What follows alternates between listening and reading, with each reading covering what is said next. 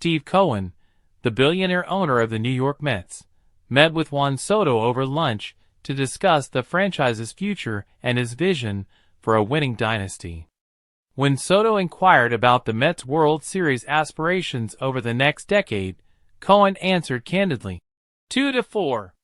This bold statement impressed Soto and played a key role in the outfielder's decision to sign with the Mets, joining them under a historic $765 million contract.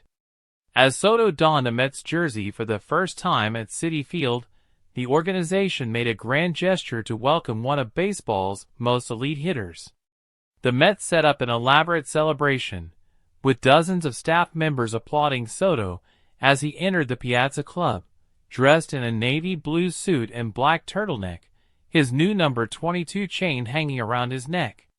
The atmosphere was filled with excitement as the Mets saw Soto's arrival as the first step toward their goal of becoming a consistent World Series caliber team. Soto quickly acknowledged his admiration for the Mets' long-term vision. What they've been constructing and building to take up to 15 years, 20 years, how hungry they are to win a championship and make a dynasty with the Mets, he said, clearly impressed with the organization's commitment. The message was clear. The Mets weren't just looking for a star, but building something that could last for years. The celebration was made even more special with Soto's family present. The Soto Supreme Court, as his agent Scott Boras called him, had seats reserved for them in the front row. The Mets also went the extra mile by serving Latin American cuisine, including dishes like carne asada, roasted pernil, and arroz con gandules, reflecting the cultural touch that would make Soto feel at home. The Mets owner, Steve Cohen, emphasized that this was a significant move for the organization. I think it accelerates our goal of winning championships, Cohen said. More importantly, it accentuates what we're trying to do. I want the Mets to be one of the elite teams in Major League Baseball. This sentiment echoes Cohen's long-term strategy to reshape the Mets into a perennial powerhouse and change how the franchise is viewed in the sports world.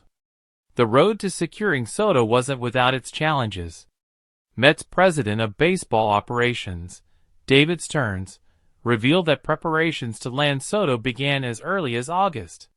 Despite competition from the New York Yankees, who had a strong season, the Mets remained determined to bring Soto to Flushing. Cohen's persistence paid off, and in the end, Soto chose the Mets.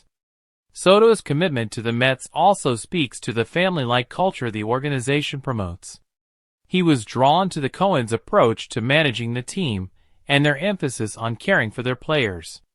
They want to win, but they want to take care of their players and families, Soto said. Focusing on a supportive, player-first environment made the decision more manageable for the star outfielder. As the Mets celebrate securing one of the top free agents in baseball, Soto's addition represents more than just a high-profile signing. It signals the beginning of what could be a new era for the Mets. With an eye on building a dynasty, the Mets are setting their sights on one championship and multiple titles over the next decade. Ultimately, Soto's arrival at Citi Field is more than a homecoming. It's a statement. A statement about the Mets' readiness to return to championship contention and build a team that will be a force for years.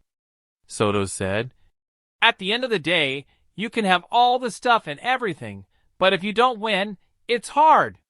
With the Mets' bold moves this offseason, winning is precisely what they have in mind.